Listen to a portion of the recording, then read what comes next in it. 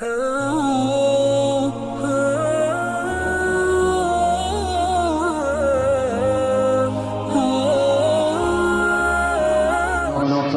अलैहि वअला आलिहि व सहबिहि व बारक व सल्लम तस्लीमन कसीरा अम्मा बअद फ़अऊज़ु बिल्लाहि मिनश शैतानिर रजीम बिस्मिल्लाहिर रहमानिर रहीम व फ़ी ज़ालिका फ़लयअमलिल आमिलून सदक़ल्लाहु मौलाना अज़ीम वक़ाल नबी सल्लल्लाहु अलैहि वसल्लम खैरुन नासि मन यनफ़अुन्नास औ कमा क़ाल अलैहि सलातु वस्सलाम सुब्हानल्लाहि व बिहम्दिहि सुब्हानल्लाहिल अज़ीम व बिहम्दिहि अस्तग़फिरुल्लाह सल्लल्लाहु अला सय्यिदिना मुहम्मद सल्लल्लाहु अलैहि वसल्लम अल्लाहुम्मा सल्लि अला सय्यिदिना मुहम्मद या रब्बी सल्लि अलैहि वसल्लिम। तू रो रो के रातों को महमूद बनता मोहब्बत से खालिक की मसूद बनता है। मैं खाने दुनिया के सब जिंदा तुझसे शयाती के अड्डे हैं ताबिंदा तुझसे। जवानी में को दिल में दिलशाद है तो मगर तीनों दुनिया में बर्बाद है तो है पुरजोर गीबत से बाजार तेरा मुसलमान कहाँ है वो किरदार तेरा है। पुरजोर गीबत से बाजार तेरा मुसलमान कहाँ है वो किरदार तेरा मुसलमान कहाँ है वो किरदार तेरा। तो अपने लिए पर पशीमान नहीं है मुसलमान अब तो मुसलमान नहीं है। आप लोग बिल्कुल थक गए हैं और जलसे को आप लोग निकाल चुके। थोड़ा सा जलसा आपका रह गया है, दुआ पर खत्म होना बाकी है। थोड़ा सा हौसला रहेगा आपका जलसा दुआ तक पहुंच जाएगा। साथ देंगे, सुनेंगे, हाथ बढ़िए इंशाअल्लाह। आँख बंद करके सुनेंगे, हाथ बढ़िए इंशाअल्लाह। एक कान से सुनेंगे, दूसरे कान से निकालेंगे, हाथ बढ़िए इंशाअल्लाह। बाईपास जा रहे हैं। सवालों से मैं अपने पैगाम को शुरू करने के लिए जा रहा हूँ। बहुत ध्यान से सुनिएगा, जो जिस हाल में सुन रहे हैं उसी हाल में सुनिएगा। ध्यान से सुनिएगा। माँ बहनों की पिंडाल से आवाज़ आ रही है, इनको थोड़ा सा खामोश कर दीजिए। ध्यान दीजिएगा, बहुत खूबसूरत पैगाम आपकी खिदमत में आ रहा है। सवालों से मैं अपने पैगाम को शुरू करने के लिए जा रहा हूँ। मुसलमान खजूर की तरह है, दो वजह। मुसलमान और खजूर दोनों बराबर। मुसलमान और खजूर का दरख्त दोनों बराबर। मुसलमान खजूर की तरह है, दो वजह। ये मेरा पहला सवाल है। दूसरा सवाल है, आदमी गुनाह कैसे छोड़ेगा? चार तरह से, चार तरीके से आदमी गुनाह छोड़ सकता है। वो चार तरीके क्या है? ये मेरा दूसरा सवाल है। आदमी नेकी कैसे करेगा? यतीम के साथ भलाई कैसे करेगा? चार रास्ते से मैं आपको बताने के लिए जा रहा हूँ। आखिरी सवाल आपसे करने के लिए जा रहा हूँ। आखिरी हमारा सवाल है, नौकर के साथ, मजदूर के साथ हम भलाई कैसे करेंगे? चार रास्ते। इन सवालों को मुकम्मल करके मैं अपने पैगाम को शुरू करने के लिए जा रहा हूँ। आप लोग मुकम्मल अमल करने के लिए तैयार हैं? हाथ भाई इंशाअल्लाह। मरने के बाद अमल करेंगे, हाथ भाई इंशाअल्लाह। ध्यान दीजिएगा। मेरा पहला सवाल था कि मुसलमान खजूर की तरह है। मुसलमान खजूर की तरह है, दो वजह। खजूर का पत्ता कभी नहीं झड़ता। सारे दरख्त का पत्ता झड़ जाता है, लेकिन खजूर का पत्ता कभी नहीं झड़ता है, किसी हाल में नहीं झड़ता है। और जब पत्ता हरा होता है तो तस्बीह में रहता है। मतलब क्या है, जैसे खजूर हर वक्त अल्लाह की याद में रहता है, मुसलमान सोते जागते अल्लाह की याद में रहता है। जुमा जुमा नमाज पढ़ेंगे इंशाअल्लाह, ध्यान दीजिएगा। मुसलमान खजूर के दरख्त की तरह है। दूसरी वजह, खजूर के पत्ते की चटाई बनती है। खजूर का जो पत्ता है उसकी चटाई बनती है। खजूर को खाया जाता है, खजूर के साये में पनाह मिलती है, खजूर की लकड़ी से सुकून तैयार होता है, खजूर का एक एक हिस्सा इंसान के फायदे के लिए होता है। जैसे खजूर इंसान को फायदा पहुंचाता है, मुसलमान दुनिया को फायदा पहुंचाने के लिए पैदा हुआ है, इसलिए मुसलमान खजूर की तरह। मेरा दूसरा सवाल है कि मुसलमान गुनाह कैसे छोड़ेगा? 4 रास्ते से। दिल में अल्लाह का खौफ आ जाए, गुनाह छूट जाए। समाज का खौफ आ जाए कि गुनाह करूंगा, समाज क्या कहेगा, गुनाह छूट जाएगा। समाज का खौफ हो, गुनाह छूट जाएगा। कानून का खौफ हो कि गुनाह करूंगा पकड़ा जाऊंगा, जेल जाना पड़ेगा, खौफ हो गुनाह छूट जाएगा। दिल की आवाज को बंदा सुन ले, गुनाह छूट जाएगा। जब आदमी बकरी चुराने के लिए रात के सन्नाटे में निकलता, उसका दिल धड़कता है। क्यों धड़कता? अल्लाह कह रहा है कि बंदे कोई देखे न देखे, मैं तुम्हें देख रहा हूं। दिल की आवाज को आदमी सुन ले, गुनाह छूट जाएगा। तीसरा सवाल आपसे था कि आदमी यतीम के साथ नेकी कैसे करेगा, भलाई कैसे करेगा? 4 रास्ते से भलाई है। यतीम को अपने घर में पालिए, यतीम के साथ भलाई है। यतीम के लिए मदरसा खोलिए, यतीम के साथ भलाई है। यतीम को पैर पे खड़ा कीजिए, यतीम के साथ भलाई है। उसको रोजगार दीजिए, स्कीम में शामिल कीजिए, यतीम के साथ। आखिरी सवाल है, ओ भाई साहब आप लोग झगड़ा मत कीजिए, ध्यान कर दीजिए। आखिरी सवाल, हमारे यहाँ नौकर आता है, रहता है, काम करता है, मजदूर आता है, काम करता है। मजदूर के साथ भलाई क्या है? 4 रास्ते से। कि मजदूर जब हमारे यहाँ काम करे, नौकर हमारे यहाँ काम करे, तो हमारे दिल में ये ख्याल रहना चाहिए कि हमारा भाई है। दूसरी बात, जो हम खाते हैं वो उसको खिलाए, ये उसके साथ भलाई है। और ताकत से ज्यादा उससे काम ना ले, ये उसके साथ भलाई है। जब ताकत से ज्यादा काम करे तो खुद उसकी मदद कीजिए, ये उसके साथ भलाई है। भलाई करेंगे हाथ उठाइए इंशाल्लाह, काम करेंगे मजदूरी करेंगे रुलाएंगे हाथ उठाइए इंशाल्लाह।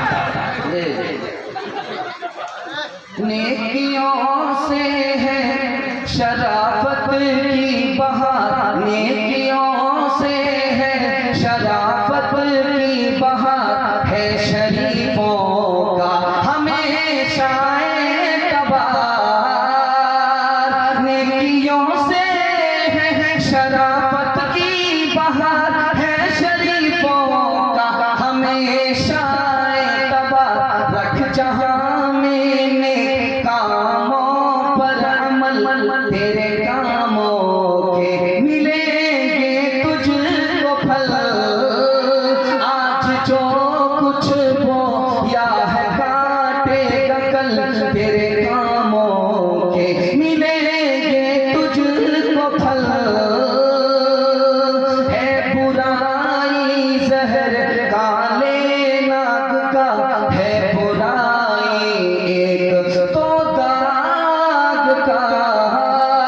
है बुराई जहर काले नाग का, है बुराई एक तो दाग का। जो गिरेगा उसमें वो जाएगा जल, तेरे कामों के मिलेंगे तुझको फल। बहुत खूबसूरत माहौल में आप लोग जलसा सुन रहे थे।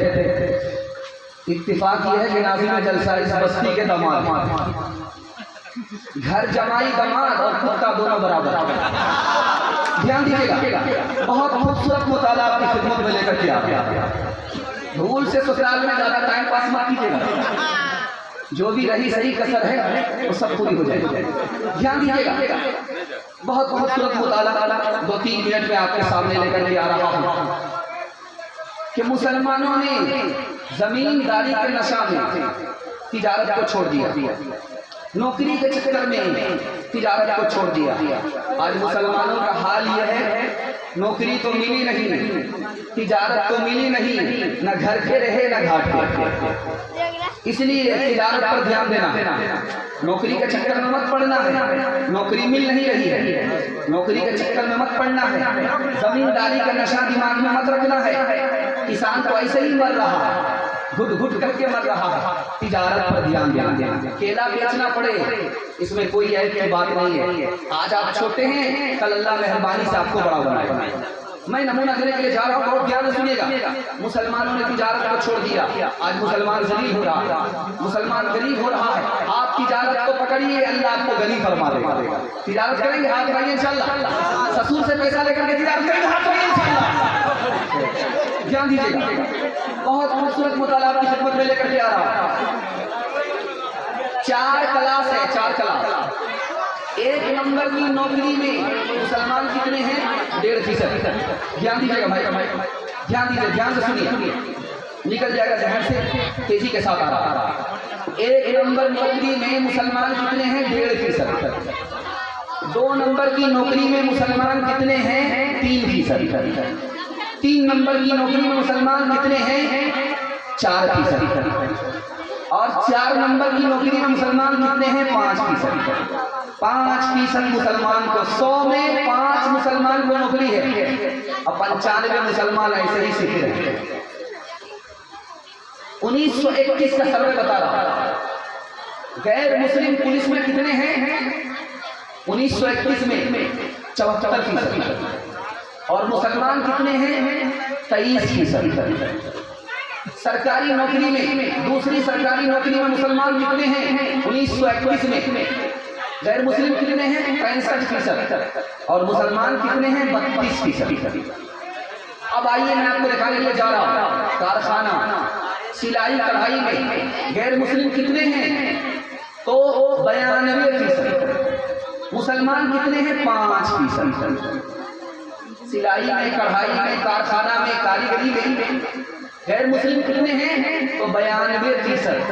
और मुसलमान कितने हैं? 5%। अब आइए आखिरी बात बताने का जा रहा है, तिजारत में गैर मुस्लिम कितने हैं? 85%। और मुसलमान कितने हैं? 13%। ये तो 1921 का हाल है। 1981 में देखिए मुसलमान कहाँ है? मुसलमानों को सेंट्रल सरकार के ऑफिस में जो नौकरी मिली कितनी है? 4%। और स्टेट गवर्नमेंट सूबाई हुकूमत के ऑफिस में जो मुसलमानों को सरकारी नौकरी मिल रही है कितनी है? 6%।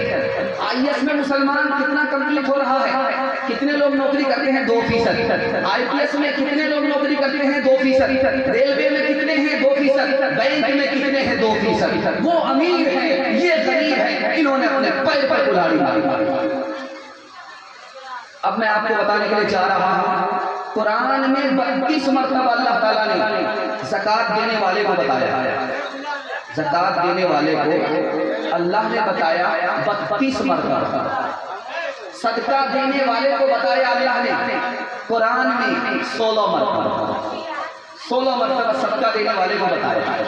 और हदीस में जो माल देता है उसका हाथ ऊपर होता है, जो लेता है उसका हाथ नीचे होता है। जो अपने हाथ से कमा करके खाता है सबसे अच्छी रोजी है, जो तिजारत करके खाता है सबसे अच्छी रोजी है। तिजारत करने वाला नबी के साथ होगा, तिजारत करने वाला सिद्दीक के साथ होगा, तिजारत करने वाला शहीद के साथ होगा। आदमी तिजारत करे अल्लाह की मदद उसके साथ होती है।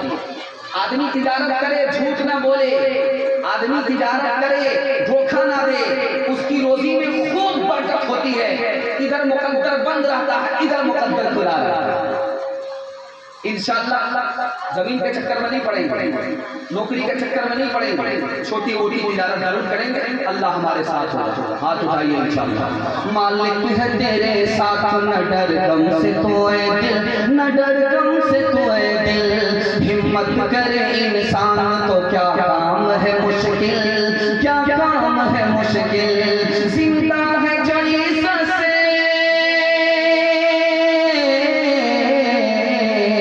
जिंदा है जो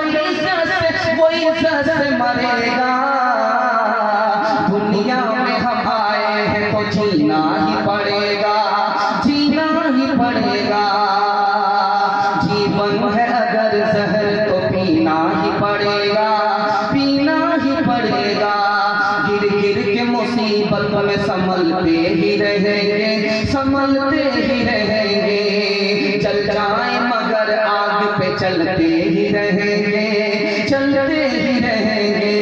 गम जिसने दिए हैं, गम जिसने दिए हैं वही गम दूर करेगा। जीवन है अगर जहर तो पीना ही पड़ेगा, पीना ही पड़ेगा। 1 किलो दूध में 5 किलो पानी मिलाएंगे, हाथ लाइए बहुत लोग हाथ उठा करके नीचे लाए। वो ये सोच रहे थे कि दिन के रात के उजाले का पता ही नहीं चलेगा, सब पता चलता है। जरा ध्यान दीजिएगा, दूसरा पैगाम बड़ी तेजी के साथ आपके सामने ला रहा हूं। मैं तो डर रहा था, घबरा रहा था कि आप लोग थक गए हैं, पता नहीं किस तरह सुनेंगे, लेकिन अल्लाह का शुक्र है इस तरह आप सुन रहे हैं कि दिल खुश हो गया। ऐसा महसूस हो रहा है कि जलसा अभी शुरू हो रहा। सुनेंगे इंशाअल्लाह। बीवी से पूछ करके दाढ़ी रखेंगे, हाथ उठाइए इंशाअल्लाह। ध्यान दीजिएगा, दूसरा पैगाम आपकी खिदमत में आ रहा है, ध्यान से सुनिएगा। तालीम में 1996 ईस्वी में अक़वाम मुत्तहिदा ने रिपोर्ट निकाली। अक़वाम मुत्तहिदा ने 1996 में रिपोर्ट निकाली। उसमें उन्होंने लिखा, अक़वाम मुत्तहिदा ने लिखा कि पढ़े लिखे लोग कितने हैं और जाहिल लोग कितने। तो 174 मुल्कों का सर्वे निकाला। उसमें हमारा जो हिंदुस्तान आया 135 नंबर पर आया, 1 नंबर पर नहीं आया, 135 नंबर पर आया। और पूरी दुनिया में जो जाहिल लोग हैं, पढ़े लिखे लोग नहीं है, अनभिखा टेक है, 1.5 अरब लोग, 1.5 अरब लोग पढ़े लिखे नहीं। उसमें 40% हिंदुस्तान के लोग जाहिल है, पढ़े लिखे नहीं। यानी 1.5 अरब में आधी दुनिया हिंदुस्तान में जाहिल होती है।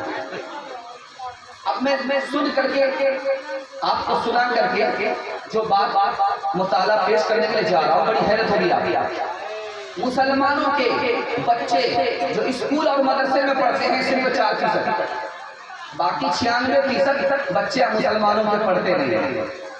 मुसलमानों के बच्चों का यह हाल है। स्कूल में मदरसे में आने वाले बच्चे कितने हैं? 3-4%, इससे ज्यादा नहीं है। बाकी बच्चे कहाँ जाते हैं? बकरी चराने के लिए।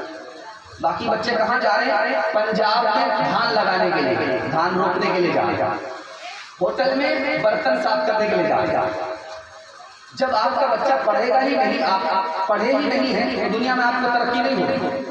आप देखिए, जापान है, एक हिंदुस्तान है। हिंदुस्तान बड़ा है, जापान छोटा है। जापान को ज्यादा तरक्की है, हिंदुस्तान को तरक्की नहीं है। क्यों? जापान के पास ज्यादा इल्म है, हिंदुस्तान के पास ज्यादा इल्म है। सुन करके आपको ताज्जुब होगा, 785 मरतबा अल्लाह ताला ने कुरान में इल्म को जिक्र किया। 785 मरतबा, 785 मरतबा अल्लाह ने कुरान में कहा है इल्म सीखो, इल्म सीखो, इल्म सिखाओ। इल्म सीखने वाले और ना सीखने वाले दोनों बराबर नहीं है। 785 मरतबा इल्म का जिक्र है कुरान में। 19 मरतबा अल्लाह ताला ने पढ़ने का लफ्ज़ जिक्र किया। 19 मरतबा पढ़ो, पढ़ो, कुरान पढ़ो, ये पढ़ो, वो पढ़ो, पढ़ो। कुरान ने पढ़ने के लिए कहा 19 मरतबा। लिखने का जो काम कलम से लिया जाता है, कुरान में 4 मरतबा आया। आज उस कौम का हाल देखिए जिस पर कुरान नाजिल हुआ है। उस कौम का हाल ये है कि 100 में सिर्फ 4 बच्चे स्कूल और मदरसा, पेट पर पत्थर बांधेंगे, सर पे कफन बांधेंगे, भूखे रहेंगे, अपनी औकात को बेच डालेंगे, लेकिन खुद जाहिल अपने बच्चे को जाहिल नहीं रहने देंगे। हाथ उठाइए इंशाअल्लाह। अगर तालीम में हम कुछ तरक्की कर नहीं सकते, तरक्की का हमारा कोई इनका हो नहीं सकता। हमें एहसास जब तक खुद न होगा अपनी हालत का, हमें एहसास जब तक खुद न होगा अपनी हालत का, हमारे हाल का कोई भी पुरसा हो नहीं सकता। अगर तालीम की मुश्किल पे काबू पा नहीं सकते, तो हम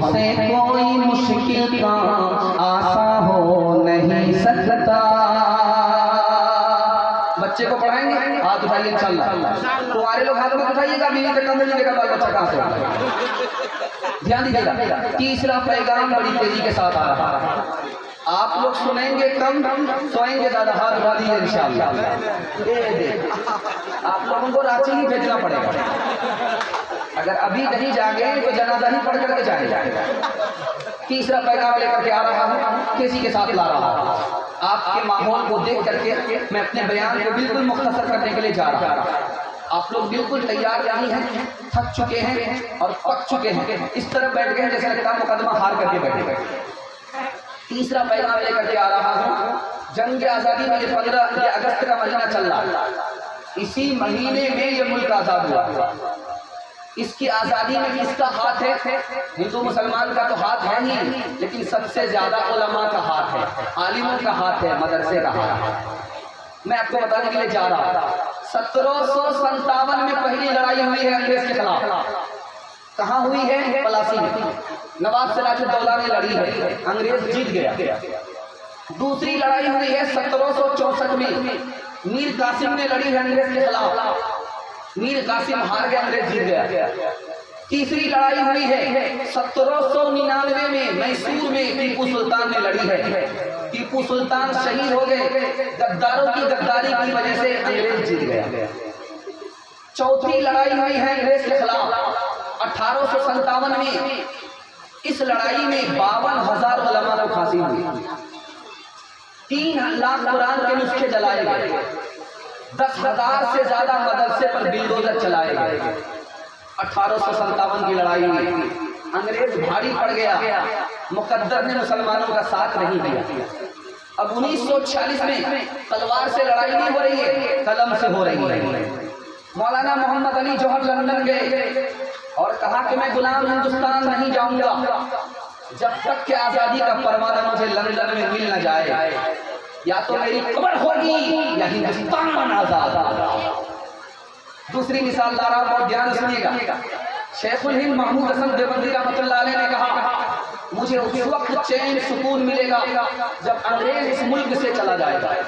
अंग्रेज को मैं दुश्मन समझता हूँ और उससे दुश्मनी को ईमान का हिस्सा समझता हूँ। तीसरी मिसाल ला रहा हूँ, शेखुल इस्लाम हुसैन अहमद मदनी रहमतुल्लाह अलैह ने कहा, अगर किसी अंग्रेज पर कुत्ता भौंके और अंग्रेज को कुत्ता काटे तो मुझे खुशी होगी, क्योंकि कुत्ते का मिशन और मेरा मिशन एक है। इस मुल्क में मजहब उसी वक्त महफूज रह सकता है जब अंग्रेज इस मुल्क से चला जाएगा। चौथी मिसाल ला रहा हूँ, तेजी के साथ ला रहा हूँ, आप लोग मुकम्मल सुनने के लिए तैयार है? दोनों हाथ उठा दीजिए इंशाअल्लाह। चौथी मिसाल ला रहा हूँ, अताउल्लाह शाह बुखारी रहमतुल्लाह अलैह कहते हैं कि अगर अंग्रेज को चूटी काटे, चूटी दिल से निकले और अंग्रेज को काट ले और मुझे पता चल गया कि अंग्रेज को चूटी ने काटा है, तो मैं इस खुशी में उस चूटी को शक्कर खिलाऊंगा, चीनी खिलाऊंगा। इसने मेरे दुश्मन को काटा, मेरी सांस में अंग्रेज से दुश्मनी है। चौथी मिसाल ला रहा हूं, उस पर पैगाम को खत्म कर रहा। डॉक्टर ताराचंद हिंदुस्तान के गैर मुस्लिम मौरख लिखते हैं कि मौलाना आजाद ने इस मुल्क की आजादी के लिए सब कुछ कुर्बान कर दिया और सारी चीजों की भेंट चढ़ा दी, तब ये मुल्क आजाद हुआ है। इसकी हिफाजत करेंगे? हाथ उठाइए। मदरसे को चंदा नहीं देंगे? हाथ उठाइए इंशाअल्लाह।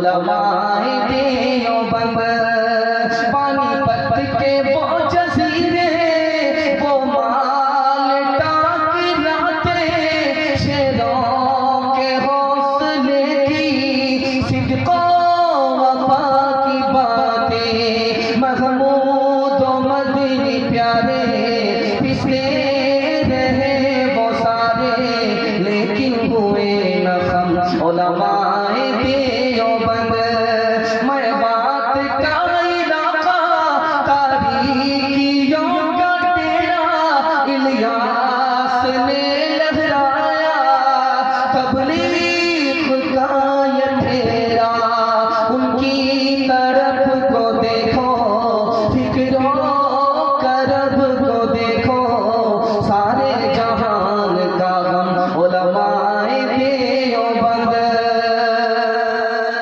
बस माँ बहनों के हवाले से आपको 3 पैगाम देने के लिए जा रहा हूँ। सुनने के लिए तैयार है? हाथ उठाइए इंशाल्लाह। लाठी से खबर लेंगे, बीड़ी के हाथ उठाइए इंशाल्लाह। फिर बहुत सारे लोग तो नीचे कर ही नहीं गए, चोरी पकड़ी चली जाएगी। ध्यान दीजिएगा, माँ बहनों के हवाले से आपको पहला पैगाम देने के लिए जा रहा हूँ। माँ की कदर कीजिए, माँ से बढ़कर के दुनिया में कोई नहीं है। माँ बाप की कदर कीजिए, माँ बाप से बढ़कर के दुनिया में आपका कोई खैफा नहीं है। मिसाल लेकर के आ रहा हूँ, इसको ध्यान से सुनिएगा। छोटा बच्चा है, माँ मार रही है, बच्चा तड़प रहा है, माँ मार रही है, बच्चा तड़प रहा है, माँ मार रहा है। लोगों ने कहा तू कैसी बेरहम माँ है, ये बच्चे के साथ कैसी दुश्मनी है, बच्चे को तू मारती है। उस माँ का जवाब सुनिए, मैं बच्चे को इसलिए मार रही हूँ ताकि ये बेवकूफ ना रहे, अकलमंद बन जाए। मैं बच्चे को इसलिए मार रही हूँ ताकि ये बुज़दिल ना रहे, बहादुर बन जाए। मैं बच्चे को इसलिए मार रही हूँ ताकि ये निकम्मा ना रहे, काम का आदमी बन जाए। मैं बच्चे को इसलिए मार रही हूँ ये मोहताज ना रहे, माला माल हो जाए। दूसरी मिसाल ला रहा हूँ, बहुत ध्यान से सुनिएगा। छोटा बच्चा है, बात क्या परेशानी है, पुलाव ज्यादा खा लिया है क्या? ध्यान से नहीं सुन रही, पता नहीं क्या मामला है। ध्यान दीजिएगा, दूसरी मिसाल लेकर के आ, ध्यान दीजिएगा, दूसरी मिसाल आ रही है। जवान बेटे को माँ ने बुलाया, कहा कि बेटा हराम मत कमाना, हराम मत खाना, हराम मत कमाना, हराम मत खाना। मैंने तुम्हें दूध पिलाया है बेटा ताकि हलाल कमाओ, हलाल खाओ। मैंने तुम्हें दूध पिलाया है, मेरा दूध तुम्हारे खून के अंदर है। अगर तुम हराम कमाओगे, हराम खाओगे, मेरा दूध बर्बाद हो जाएगा। तीसरी मिसाल ला रहा हूँ, बहुत ध्यान से सुनिएगा। माँ ने अपने बेटे से कहा है कि बेटा अपने दोस्त अहबाब से ज्यादा मजाक मत करना, अपने दोस्त से ज्यादा मजाक मत करना, वरना वो तुमसे बदतमीजी करेंगे, तुम्हारे साथ अदब नहीं करेंगे, तुम्हारे साथ बदतमीजी से पेश आएंगे। अपने दोस्तों से ज्यादा मजाक मत करना। चौथी मिसाल लेकर के आ रहा हूँ, ध्यान से सुनिएगा। माँ ने बेटे से कहा कि बेटा लोगों से मांगना, अपनी हाजत को लोगों के सामने रखना, ये मोहताजी की बात है। तुम मुंह खोलोगे, लोगों के सामने सवाल करोगे, लोग तुम्हें अपनी निगाह से गिरा देंगे। फाका कर लेना, अल्लाह से मांगना, लोगों से मत मांगना। चौथी और आखिरी मिसाल आपको सुनाने के लिए जा रहा हूं। रुखसती का वक्त है, माँ ने बेटी को बुलाया कि प्यारी बेटी तू ससुराल जा रही है, 3 बात को याद रखो। ससुराल जाकर के गुस्सा मत दिखाना, गुरूर मत दिखाना, वरना तुमको तलाक पड़ जाएगा। बेटी शौहर को बात बात पर मत डांटना, शौहर की लड़की को बात बात पर मत पकड़ना, वरना शौहर को तुमसे दुश्मनी हो जाएगी। बेटी ससुराल जा रही हो, अटीचर फटीचर मत रहना, सुरमा लगाना आंख में, वजू करके रहना। जब शौहर को देखे उसकी आंख भी ठंडी हो, उसका दिल भी खुश हो जाए। अब मैं 2 मिसाल देता हूँ, पैगाम को खत्म कर रहा हूँ। बीमार पड़ा हुआ है, बीवी भी खाना दे रही है, दवाई पिला रही है, माँ भी खाना दे रही है, दवाई पिला रही है। पूछने वाले ने बीवी से पूछा कि तुम्हारा शौहर कैसा है, तो कहा लाहु हय्युन फयुरजा वला मय्यितुन फयुना। इतना बड़ा बदबख्त है, न तो जिंदा है कि उससे उम्मीद की जाए, न तो मरता है कि उसके मरने का इलाज किया जाए। जल्ले तू जलाल तू इस बला को टाल।